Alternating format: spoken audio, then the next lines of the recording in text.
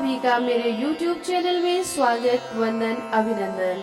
आज आपके समक्ष बृहस्पतिवार व्रत की कथा लेके आई हूँ। तो बोलो विष्णु भगवान की जय, बृहस्पति देव भगवान की जय। बृहस्पतिवार के व्रत की विधि। बृहस्पतिवार के दिन जो कोई व्रत करे उनको चाहिए कि वह दिन में एक ही समय भोजन करे, क्योंकि बृहस्पतेश्वर भगवान का इस दिन पूजन होता है। भोजन पीले चने दाल आदि का करें, परंतु नमक नहीं खावे और पीले वस्त्र पहने, पीले ही फलों का प्रयोग करें, पीले चंदन से पूजन करें। पूजन के बाद प्रेम पूर्वक गुरु महाराज की कथा सुननी चाहिए। इस व्रत को करने से मन की इच्छाएं पूरी होती हैं और बृहस्पति भगवान प्रसन्न होते हैं। धन, पुत्र, विद्या तथा मनोवांछित फलों की प्राप्ति होती है। परिवार में सुख तथा शांति रहती है। इसीलिए यह व्रत सर्वश्रेष्ठ और अति फलदायक सब स्त्री व पुरुषों के लिए है। इस व्रत में केले का पूजन करना चाहिए। कथा और पूजन के समय तन मन कर्म वचन से शुद्ध होकर जो इच्छा हो बृहस्पति देव भगवान से प्रार्थना करनी चाहिए। उनकी इच्छाओं को बृहस्पति देव भगवान अवश्य पूर्ण करते हैं, ऐसा मन में दृढ़ विश्वास रखना चाहिए। अथ बृहस्पतिवार व्रत कथा। एक समय की बात है कि भारतवर्ष में एक राजा राज्य करता था। वह बड़ा ही प्रतापी और दानी था। वह नित्य प्रति मंदिर में दर्शन करने जाता। वह ब्राह्मण और गुरु की सेवा किया करता था और उसके दरवाजे से कोई भी निराश होकर नहीं लौटता, तथा वह प्रत्येक गुरुवार को व्रत रखता एवं पूजन करता था। हर एक दिन गरीबों की सहायता करता था, परंतु यह सब बातें उसकी रानी को अच्छी नहीं लगती थी। वह ना व्रत करती और ना किसी को एक पैसा तक दान में देती थी, तथा राजा को भी ऐसा करने को मना किया करती थी। एक समय की बात है कि राजा तो शिकार खेलने वन को गए हुए थे। घर में रानी और दासी थी। उस समय गुरु बृहस्पति देव भगवान एक साधु का रूप धारण करके राजा के दरवाजे पर भिक्षा मांगने आए और रानी से भिक्षा मांगी तो वह कहने लगी, हे साधु महाराज, मैं इस दान पुण्य से तंग आ गई हूँ। मेरे से तो घर का कार्य ही समाप्त नहीं होता। इस कार्य के लिए तो मेरे पति देव ही बहुत हैं। अब आप इस प्रकार की कृपा करें कि सब धन नष्ट हो जाए तथा मैं आराम से रह सकूं। साधु बोले, हे देवी, तुम तो बड़ी विचित्र हो। संतान और धन से कोई दुखी नहीं होता, इसको सभी चाहते हैं। पापी भी पुत्र और धन की इच्छा करता है। अगर आपके पास अधिक धन है तो भूखे मनुष्यों को भोजन कराओ, प्याऊ लगवाओ, ब्राह्मणों को दान दो, धर्मशाला बनवाओ, कुआं, तालाब, बावड़ी, बाग बगीचे आदि का निर्माण कराओ, तथा निर्धन मनुष्यों की कुमारी कन्याओं का विवाह कराओ और अनेकों यज्ञ आदि धर्म करो। इस प्रकार के कर्म करने से आपके कुल का यश फैलेगा और आपका नाम परलोक में भी सार्थक होगा एवं स्वर्ग की प्राप्ति होगी। मगर वह रानी इन बातों से खुश न हुई। वह बोली, हे साधु महाराज, मुझे ऐसे धन की आवश्यकता नहीं है जिसको रखने उठाने में मेरा सारा समय बर्बाद हो जाए। साधु ने कहा, हे देवी, तुम्हारी ऐसी इच्छा है तो ऐसा ही होगा। मैं तुम्हें उपाय बताता हूँ, वैसा करना। बृहस्पतिवार के दिन घर को गोबर से लीपना, अपने केशों को धोना और केशों को धोते समय स्नान करना। राजा से कहना वह हजामत करावे। भोजन में मांस, मंदिरा, खाना, कपड़ा धोबी के हाथ धुलने डालना। इस प्रकार 7 बृहस्पतिवार करने से तुम्हारा सारा धन नष्ट हो जाएगा। यह कहकर वह साधु महाराज वहाँ से अंतर्ध्यान हो गए। रानी ने साधु के कहने के अनुसार ही किया, वैसा ही किया। 3 बृहस्पतिवार ही बीते थे कि उसका समस्त धन नष्ट हो गया और भोजन के लिए दोनों समय परिवार तरसने लगा तथा सांसारिक भोग्यों के अभाव से दुखी रहने लगा। तब वह राजा रानी से कहने लगा कि रानी, तुम यहाँ पर रहो, मैं दूसरे देश को जाऊँ, क्योंकि यहाँ पर मुझे सभी मनुष्य जानते हैं, इसीलिए मैं कोई कार्य भी नहीं कर सकता। देश की चोरी परदेश की भीख बराबर। ऐसा कहकर राजा परदेश चला गया। वहाँ जंगल में जाता और लकड़ी काट कर लाता और शहर में बेचता। इस तरह जीवन व्यतीत करने लगा। इधर राजा के घर रानी और दासी दुखी रहने लगी। किसी दिन भोजन मिलता, किसी दिन जल पीकर रह जाती।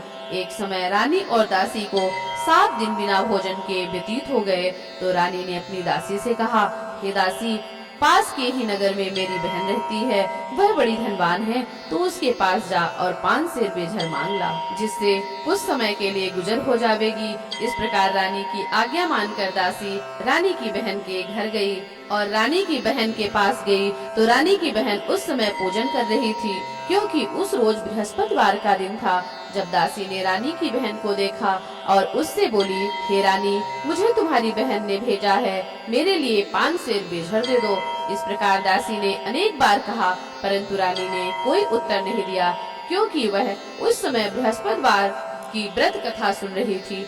इस प्रकार जब दासी को कोई उत्तर नहीं मिला तो वह बहुत दुखी हुई और क्रोध भी आया और लौटकर अपने रानी के पास आकर बोली, हे रानी, आपकी बहन बहुत ही धनी स्त्री है, वह तो छोटे लोगों से बात भी नहीं करती, क्योंकि मैंने उनसे कहा तो उन्होंने कोई उत्तर नहीं दिया। मैं वापस चली आई। रानी बोली, हे दासी, इनमें उनका कोई दोष नहीं है। जब बुरे दिन आते हैं तो कोई सहारा नहीं देता, अच्छे बुरे का पता तो विपत्ति में ही लगता है। जो ईश्वर की इच्छा होगी वही होगा, यह सब तो हमारे भाग्य का दोष है।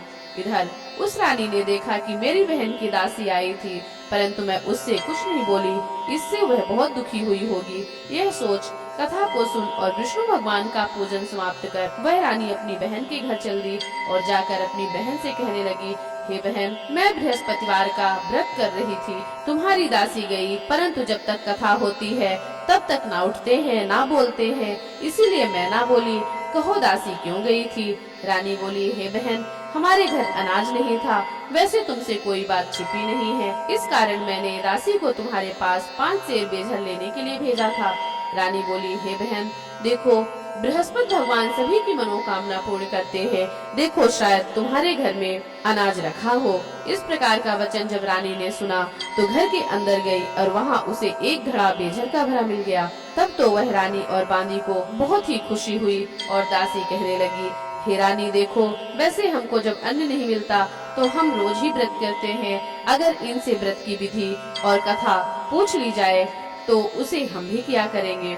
तो उस रानी ने अपनी बहन से पूछा कि हे बहन, बृहस्पतिवार के व्रत में चना की दाल मुनक्का से विष्णु भगवान का केले की जड़ में पूजन करो तथा दीपक जलावे, पीला भोजन करें तथा कहानी सुने। इस प्रकार करने से गुरु भगवान प्रसन्न होते हैं और अन्य पुत्र धन देते हैं, सभी मनोकामना पूर्ण करते हैं। इस प्रकार रानी और दासी दोनों ने निश्चय किया कि बृहस्पति भगवान का पूजन जरूर करेंगे। 7 रोज बाद जब बृहस्पतिवार का दिन आया तो उन्होंने व्रत रखा और घुड़साल में जाकर चना गुड़ बीन लाई तथा चने की दाल से केले की जड़ में विष्णु भगवान का पूजन किया। अब भोजन पीला कहाँ से आवे? बेचारी बड़ी दुखी हुई, परंतु उन्होंने व्रत किया था, इस कारण गुरु भगवान प्रसन्न थे। 2 थालों में सुंदर पीला भोजन लेकर आए और दासी को देकर कहा, हे दासी, यह तुम्हारे और रानी के लिए भोजन है, तुम दोनों भोजन करना। दासी भोजन पाकर बड़ी प्रसन्न हुई और रानी से बोली, चलो रानी जी, भोजन कर लो। रानी को इस विषय में कुछ पता नहीं था, इसलिए वह दासी से बोली, तू भोजन कर, क्योंकि तू हमारी व्यर्थ में हंसी उड़ाती है। दासी बोली, एक महात्मा भोजन दे गया है। रानी बोली, वह तेरे लिए दे गया है, तू ही भोजन कर।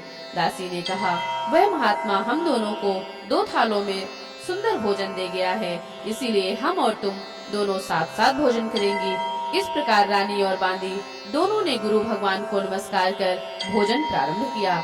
अब वह प्रत्येक बृहस्पतिवार को गुरु भगवान का व्रत और विष्णु भगवान का पूजन करने लगी। बृहस्पति देव की कृपा से रानी और दासी के पास फिर से धन हो गया। रानी फिर उसी प्रकार आलस्य करने लगी। तब दासी बोली, देखो रानी, तुम पहले इस प्रकार आलस्य करती थी, तुम्हें धन के रखने में कष्ट होता था, इस कारण सारा धन नष्ट हो गया। अब गुरु भगवान की कृपा से धन मिला है तो फिर तुम्हें आलस्य होता है। बड़ी मुसीबतों के बाद हमने यह धन पाया है, इसीलिए हमें दान पुण्य करना चाहिए तथा भूखे मनुष्यों को भोजन कराओ, प्याऊ बनवाओ, ब्राह्मणों को दान दो, कुआं, तालाब, बावड़ी, बाग बगीचे आदि का निर्माण कराओ, कुंवारी कन्याओं का विवाह कराओ, धन को शुभ कर्मों में खर्च करो, जिससे तुम्हारे कुल का यश बढ़े, तथा स्वर्ग को प्राप्त हो और पितर भी प्रसन्न होंगे। तब रानी ने इस प्रकार के कर्म करने प्रारंभ किए तो काफी यश फैलने लगा। एक दिन रानी और दासी विचार करने लगी, ना जाने राजा किस प्रकार होंगे, उनकी कोई खोज खबर नहीं मिली। गुरु भगवान से उन्होंने प्रार्थना की और भगवान ने रात्रि में राजा को स्वप्न में कहा, हे राजा उठ, तेरी रानी तुझको याद करती है, अपने देश को चल। राजा प्रातःकाल उठा और विचार करने लगा, स्त्री जाति खाने और पहनने की संगिनी होती है, पर भगवान की आज्ञा मानकर वह अपने नगर के लिए चलने को तैयार हुआ। इससे पूर्व जब राजा परदेश चला गया था तो परदेश में दुखी रहने लगा। प्रतिदिन जंगल में से लकड़ी बीन कर लाता और उन्हें शहर में बेचता। अपने दुखी जीवन को बड़ी कठिनता से व्यतीत करता था। एक दिन राजा दुखी होकर पुरानी बातों को याद करके रोने लगा। तब उस जंगल में बृहस्पति देव भगवान एक साधु के रूप में प्रकट हुए और राजा के पास आकर बोले, हे लकड़हारे, तुम इस सुनसान जंगल में किस चिंता में बैठे हो, मुझको बताओ। यह सुनकर राजा के नेत्रों में जल भर आया और साधु को वंदना कर बोला, हे प्रभु, आप सब कुछ जानने वाले हो। इतना कहकर वह साधु को अपनी संपूर्ण कहानी सुना दी। महात्मा तो दयालु होते हैं। वे राजा से बोले, हे राजा, तुम्हारी स्त्री ने बृहस्पति देव का अपराध किया था, जिस कारण तुम्हारी यह दशा हुई है। अब तुम किसी प्रकार की चिंता मत करो, भगवान तुम्हें पहले से अधिक धन देगा। देखो, तुम्हारी स्त्री ने बृहस्पतिवार का व्रत करना प्रारंभ कर दिया है और तुम मेरा कहा मानकर बृहस्पतिवार को व्रत करके चने की दाल गुड़ जल को लोटे में डालकर केले का पूजन करो। फिर कथा कहो और सुनो, भगवान तुम्हारी सब कामनाओं को पूर्ण करेंगे। साधु को प्रसन्न देखकर राजा बोला, हे प्रभु, मुझे लकड़ी बेचकर इतना पैसा नहीं मिलता जिससे भोजन के उपरांत कुछ बचा सकूं। मैंने रात्रि में अपने रानी को व्याकुल देखा है। मेरे पास कुछ भी नहीं है जिससे उसकी खबर मंगा सकूं, और फिर मैं कौन सी कहानी कहूं, यह सब मुझे मालूम नहीं है। साधु ने कहा, हे राजा, तुम किसी बात की चिंता मत करो। बृहस्पतिवार के दिन तुम रोजाना की तरह लकड़ियाँ लेकर शहर को जाओ। तुमको रोज से दुगना धन प्राप्त होगा, जिससे तुम भली भांति भोजन कर लोगे तथा बृहस्पति देव की पूजा का सामान भी आ जाएगा। बृहस्पतिवार की कहानी इस प्रकार है। बृहस्पति देव की कहानी। प्राचीन काल में एक ब्राह्मण था। वह बहुत ही निर्धन था। उसके कोई भी संतान नहीं थी। उसकी स्त्री बहुत मलिनता के साथ रहती थी। वह ना स्नान करती, ना किसी देवता का पूजन करती। प्रातः काल उठते ही सर्वप्रथम भोजन करती, बाद में कोई अन्य कार्य करती थी। इससे ब्राह्मण देवता बड़े दुखी थे। बेचारे बहुत कुछ कहते, किंतु उसका कोई परिणाम ना निकला। भगवान की कृपा से ब्राह्मण की स्त्री के कन्या रूपी रत्न पैदा हुई और वह कन्या अपने पिता के घर में बड़ी होने लगी। वह बालिका प्रातः स्नान करके विष्णु भगवान का जाप करने लगी, बृहस्पतिवार का व्रत करने लगी। अपने पूजा पाठ को समाप्त करके स्कूल जाती तो अपनी मुट्ठी में जौ भर के ले जाती और पाठशाला के मार्ग में डालती जाती। वही जौ स्वर्ण के हो जाते तो लौटते समय उनको बीनकर घर ले आती थी। एक दिन वह बालिका उन सोने के जौ को फटक कर साफ कर रही थी। उसकी माँ ने देख लिया और कहा, हे बेटी, सोने के जौ को फटकने के लिए सोने का सूप होना चाहिए। दूसरे दिन गुरुवार का दिन था। इस कन्या ने व्रत रखा और बृहस्पति देव से प्रार्थना करके कहा, हे प्रभु, मैंने आपकी पूजा सच्चे मन से की हो तो मेरे लिए सोने का सूप दे दो। बृहस्पति देव भगवान ने उसकी प्रार्थना स्वीकार कर ली। रोजाना की तरह वह कन्या जौ फैलाती हुई जाने लगी। जब लौटकर जौ बीन रही थी तो बृहस्पति देव की कृपा से उसे सोने का सूप मिला। उसे वह घर ले आई और सोने के सूप में जौ साफ कर रही थी। उस समय उस शहर का राजपुत्र वहां से होकर निकला। इस कन्या के रूप और कार्य को देखकर मोहित हो गया तथा अपने घर आकर भोजन और जल त्याग कर उदास लेट गया। राजा को जब इस बात का पता लगा तो अपने प्रधानमंत्रियों के साथ उसके पास गए और बोले, हे बेटा, तुम्हें किस बात का कष्ट है? किसी ने अपमान किया है अथवा कोई और कारण हो सो कहो, मैं वही कार्य करूंगा जिससे तुम्हें प्रसन्नता हो। अपने पिता की राजकुमार ने बातें सुनी तो वह बोला, मुझे आपकी कृपा से किसी बात का दुख नहीं है। किसी ने मेरा अपमान नहीं किया, परंतु मैं उस लड़की के साथ विवाह करना चाहता हूँ। जो सोने के सूप में जौ साफ कर रही थी। यह सुन राजा आश्चर्य में पड़ा और बोला, हे बेटा, इस तरह की कन्या का पता तुम ही बताओ, मैं उसके साथ तुम्हारा विवाह अवश्य करा दूंगा। राजकुमार ने उस लड़की के घर का पता बतलाया। तब मंत्री उस लड़की के घर गए और ब्राह्मण की कन्या का विवाह राजकुमार के साथ संपन्न हो गया। कन्या के घर से जाते ही पहले की भांति उस ब्राह्मण देवता के घर में गरीबी का निवास हो गया। वह भोजन के लिए भी अन्न बड़ी मुश्किल से पाता। एक दिन दुखी होकर ब्राह्मण देवता अपनी पुत्री के पास गए और बेटी ने पिता को दुखी अवस्था में देखा और अपनी माँ का हाल पूछा तो ब्राह्मण ने सभी हाल कह दिया। बेटी ने पिता को बहुत साधन देकर विदा किया। इस प्रकार ब्राह्मण का कुछ समय सुख पूर्वक व्यतीत हुआ। कुछ दिन बाद फिर वही हाल हो गया। ब्राह्मण फिर अपनी कन्या के यहाँ गया और सभी हाल कहा तो लड़की बोली, हे पिताजी, आप माताजी को यहाँ लिवा लाओ, मैं उन्हें विधि बता दूंगी जिससे गरीबी दूर हो जाएगी। तब ब्राह्मण देवता अपनी स्त्री को साथ लेकर पहुँचे तो पुत्री माँ को समझाने लगी, हे माँ, तुम प्रातः काल उठकर प्रथम स्नान आदि करके विष्णु भगवान का पूजन किया करो तो सब दरिद्रता दूर हो जाएगी। परंतु उसकी माँ ने एक भी बात ना मानी। प्रातः काल उठकर अपनी पुत्री के बच्चों का जूठन खा लेती थी। एक दिन उसकी पुत्री को बहुत गुस्सा आया और एक रात कोठरी से सभी सामान निकाल दिया और अपनी माँ को उसमें बंद कर दिया। प्रातः काल उसमें से निकाला तथा स्नान आदि करके पूजा पाठ करवाया तो उसकी माँ की बुद्धि ठीक हो गई और फिर प्रत्येक बृहस्पतिवार को व्रत रखने लगी। इस व्रत के प्रभाव से उसकी माँ भी बड़ी धनवान हो गई और पुत्रवती हो गई और बृहस्पति जी के प्रभाव से स्वर्ग को प्राप्त हुई तथा वह ब्राह्मण भी सुख पूर्वक इस लोक के सुख भोग कर स्वर्ग को प्राप्त हुए। इस तरह कहानी कहकर साधु देवता वहाँ से लोप हो गए। धीरे धीरे समय व्यतीत होने पर फिर वही बृहस्पतिवार का दिन आया। राजा जंगल से लकड़ी काटकर किसी शहर में बेचने गया। उसे उस दिन और दिन से अधिक धन मिला। राजा ने चना गुड़ आदि लाकर बृहस्पतिवार का व्रत किया। उस दिन से उसके सभी क्लेश दूर हुए। परंतु दोबारा गुरुवार का दिन आया तो बृहस्पतिवार का व्रत करना भूल गया। इस कारण बृहस्पति भगवान नाराज हो गए। उस दिन उस नगर के राजा ने विशाल यज्ञ का आयोजन किया था तथा शहर में यह घोषणा करा दी कि कोई भी मनुष्य अपने घर में भोजन ना बनावे तथा आग भी ना जलावे। समस्त लोग मेरे यहाँ भोजन करने आवे। इस आज्ञा को जो नहीं मानेगा उसे दंड दिया जाएगा। इस तरह की घोषणा संपूर्ण नगर में करवा दी गई। राजा की आज्ञा अनुसार शहर के सभी लोग भोजन करने गए, लेकिन लकड़हारा कुछ देर से पहुंचा, इसलिए राजा उसको अपने साथ घर लिवा ले गए और ले जाकर भोजन करा रहे थे तो रानी की दृष्टि उसी खूंटी पर पड़ी जिस पर उसका हार लटका हुआ था। वहाँ हार दिखाई ना दिया।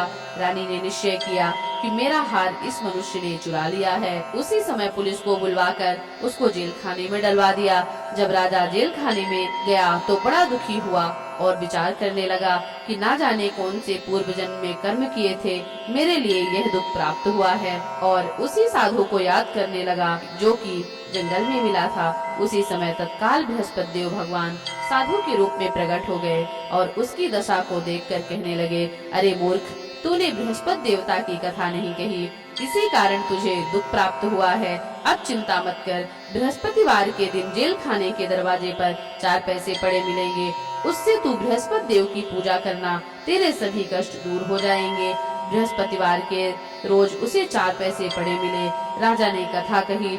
उसी रात्रि को बृहस्पति देव ने उस नगर के राजा को स्वप्न में कहा, हे राजा, तुमने जिस आदमी को जेल खाने में बंद किया है वह निर्दोष है, वह राजा है, उसे छोड़ देना। रानी का हार उसी खूंटी पर लटका हुआ है, अगर तू ऐसा नहीं करेगा तो मैं तेरे राज्य को नष्ट कर दूंगा।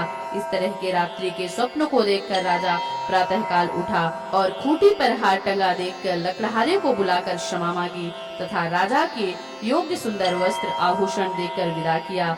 गुरुदेव की आज्ञानुसार राजा अपने नगर को चल दिया और राजा जब नगर के निकट पहुंचा तो उसे बड़ा ही आश्चर्य हुआ। नगर में पहले से अधिक बाग, तालाब, कुएं तथा बहुत सी धर्मशाला, मंदिर आदि बन गए थे। राजा ने पूछा कि यह किसका बाग और धर्मशाला है। तब नगर के सब लोग कहने लगे, यह सब रानी और बांदी के है। तो राजा को आश्चर्य हुआ और गुस्सा भी आया। जब रानी ने यह खबर सुनी कि राजा आ रहे हैं तो उसने बांदी से कहा कि हे दासी, देख राजा हमको कितनी बुरी हालत में छोड़ कर गए थे, वह हमारी ऐसी हालत देखकर लौट ना जाएं, इसीलिए तू दरवाजे पर खड़ी हो जा। दासी आज्ञा अनुसार दरवाजे पर खड़ी हो गई और राजा आए तो उन्हें अपने साथ लिवा ले आई। तब राजा ने क्रोध करके अपनी तलवार निकाल और अपने रानी से पूछने लगे कि बताओ यह धन तुम्हें कैसे प्राप्त हुआ है। तब उसने कहा, हमें यह सब धन बृहस्पति देव के व्रत के प्रभाव से प्राप्त हुआ है। राजा ने निश्चय किया कि 7 रोज बाद तो सभी बृहस्पति देव का पूजन करते हैं, परंतु मैं रोजाना दिन में 3 बार कहानी कहा करूँगा तथा रोज व्रत किया करूँगा। अब हर समय राजा के दुपट्टे में चने की दाल बंधी रहती थी तथा दिन में 3 बार कहानी कहता। एक रोज राजा ने विचार किया कि चलो अपनी बहन के यहाँ हो आवे। इस तरह निश्चय कर राजा घोड़े पर सवार हो अपनी बहन के यहाँ चलने लगा। मार्ग में उसने देखा कुछ आदमी एक मुर्दे को लिए जा रहे हैं। उन्हें रोककर कहा, अरे भैया, मेरी बृहस्पति देव की कहानी सुन लो। वे बोले, लो हमारा तो आदमी मर गया है, इसको तो अपनी कथा की पड़ी है। परंतु कुछ आदमी बोले, अच्छा कहो, हम तुम्हारी कथा भी सुनेंगे। राजा ने दाल निकाली और कथा कही।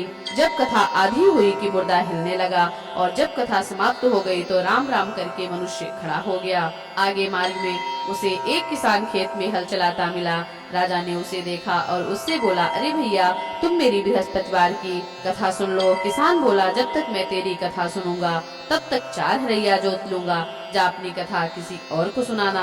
इस तरह राजा आगे चलने लगा और राजा के हटते ही बैल पछाड़ खाकर गिर गए तथा उसके पेट में बड़ी जोर से दर्द होने लगा। उस समय उसकी माँ रोटी लेकर आई। उसने जब यह सब हाल देखा तो अपने पुत्र से पूछा और बेटे ने सभी हाल कह दिया। तो बुढ़िया दौड़ी दौड़ी उस घुड़सवार के पास गई और उससे बोली, मैं तेरी कथा सुनूंगी, तू अपनी कथा मेरे खेत पर चलकर कहना। राजा ने बुढ़िया के खेत पर जाकर कथा कही, जिसके सुनते ही वह बैल खड़े हुए तथा किसान के पेट का दर्द बंद हो गया।